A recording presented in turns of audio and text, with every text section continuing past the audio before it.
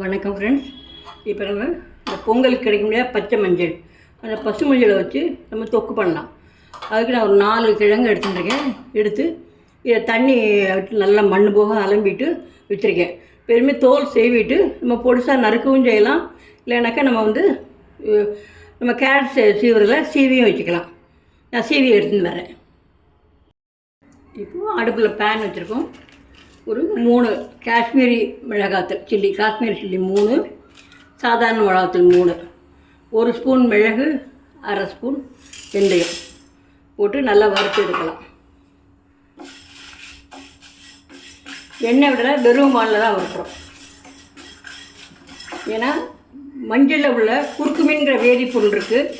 அது உடம்புல உள்ள வீக்கத்தை ஒத்த வைக்கும்.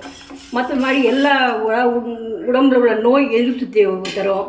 இது மாதிரி பல பலன்கள் கிடைக்கணுனாக்கா மிளகு சேர்ந்தால் தான் கிடைக்கும். அதனால் மிளகு போடுறோம். இப்போ வெள்ளை தான் வறுக்கிறோம். நல்லா சிவக்க வறுத்து எடுப்போம். இப்போ வெடிக்க ஆரம்பிக்கிறது. நம்ம சிவக்கவும் ஆரம்பிச்சுட்டு நம்ம எடுத்துடலாம். தீஞ்சு போகாமல் எடுக்கணும்.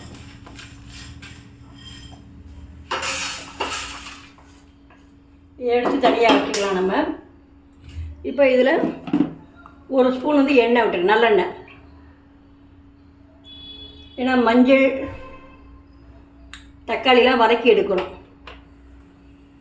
அப்புறம் மஞ்சளை நான் துருவி வச்சுருக்கேன், அதை போட்டுக்கலாம்.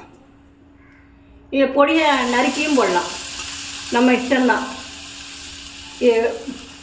துருவினாக்கா சீக்கிரம் வெந்துடும். அதுதான் அந்த பச்சை வாசனை போகும்.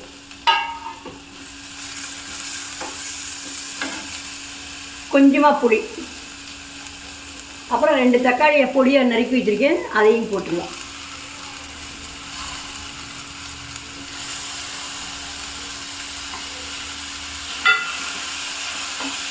போட்டு நல்லா தக்காளி குழைய வேகிற வரைக்கும் நம்ம வச்சு வதக்கி எடுத்தோம்னா சரியாக இருக்கும். இப்போ இதுலேயே நம்ம தேவையான உப்பையும் போட்டுடலாம். ஏன்னா உப்பு போட்டோம்னா தக்காளி சீக்கிரம் வதங்கிடும். தேவையான உப்பையும் போடாது. நான் கல்லுப்பு தான் பயன்படுத்துவேன். இல்லை கல்லுப்பு நான் போடுறேன். நான் நீங்கள் எந்த உப்பு பயன்படுத்துகிறீங்களோ அந்த உப்பு போட்டுருங்க. அடுப்பை சிம்மில் வச்சுட்டு நல்லா குழைவாக வதக்கிடுங்க. குழைவாக வதங்கட்டும். இப்போது நல்லா தக்காளி வதங்கிட்டு நம்ம அடுப்பை அணைச்சிடலாம். ஆறுனவுடனே எடுத்து அரைச்சி பண்ண வேண்டியது.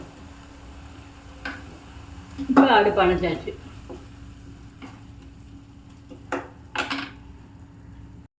இப்போது வதக்கின ஆறிட்டு முதல்ல இந்த மிளகாத்தல், மிளகு, வெந்தயம் இதை போட்டு அரைச்சி எடுத்துன்னு வர்றேன். அதுக்கப்புறம் இதையும் சேர்த்து போட்டு அரைச்சி எடுத்துன்னு வர்றேன்.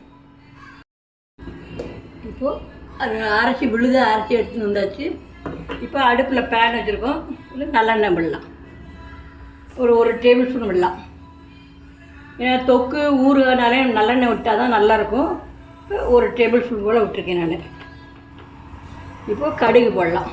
எண்ணெய் காயட்டும், கடுகு போடலாம்.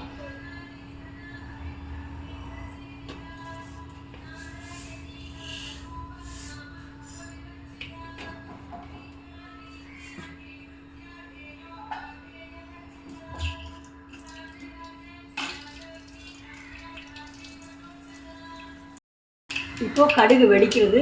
பெருங்காயத்தூள் போடலாம்.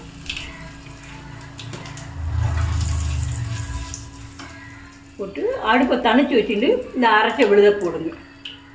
இப்படி ஓரமாக போட்டிங்கன்னா மேலே தெளிக்காமல் இருக்கும். நடுவில் போட்டிங்கன்னா மேலே அவ்வளோன்னு தெரிஞ்சிடும்.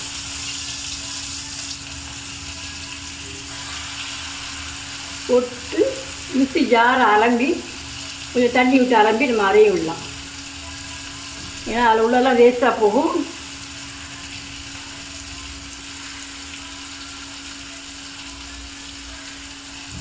போட்டு நல்லா கிளற வேண்டியதான்.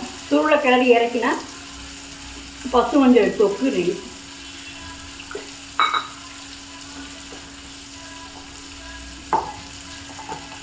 எல்லாம் மூடிலையும் தண்ணி விட்டு அலம்பி அதில் நிறைய ஒட்டின்னு இருக்கும். அதையும் நம்ம வேஸ்ட் பண்ணாமல் நம்ம அதில் விட்டுடலாம்.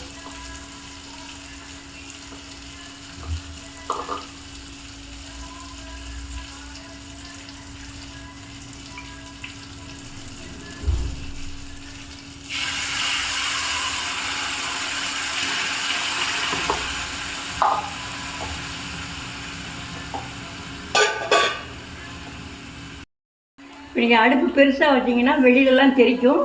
அதனால் நீங்கள் அடுப்பு ஒரு சிம்மில் வச்சுங்க. சிம்மில் வச்சு நல்லா வத்த சுருளை வதக்கிற அளவுக்கு நம்ம வச்சு இறக்கினோம்னா கெடாமல் இருக்கும். எண்ணெய் பிரிஞ்சு வரும். பிரிஞ்சு வந்தோடனே நம்ம இறக்கலாம்.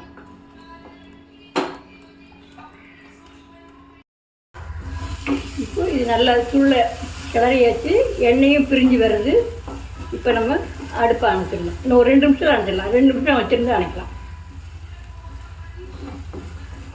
நல்லா சூடில் கிளறி இறக்கினா தான் கொஞ்சம் வெளியிலேயே வச்சுக்கலாம். ஃப்ரிட்ஜுக்குள்ளே வைக்கணுங்கிற அவசியம் கிடையாது. நம்ம ஒரு வாரம் 10 நாள் வரைக்கும் கூட வச்சுருந்து நம்ம. ஏன்னா நீங்கள் ஒன்று தண்ணி மட்டும் படக்கூடாது. ஈரமான ஸ்பூனில் எடுக்காமல் நீங்கள் காஞ்சி ஸ்பூன் உணர்ந்து போன ஸ்பூனில் எடுத்தீங்கன்னா கெட்டே போகாது. இப்போ நல்ல சூடில் கிளறியாச்சு. இப்போ நம்ம அடுப்பை அணைச்சிடலாம். இப்போ சுவையான சத்தான பசுமஞ்சள் தொக்கு ரெடி. சத்தான ஆரோக்கியமான ருசியான பசுமஞ்சள் தொக்கு ரெடி. நீங்களும் செஞ்சு பாருங்கள்.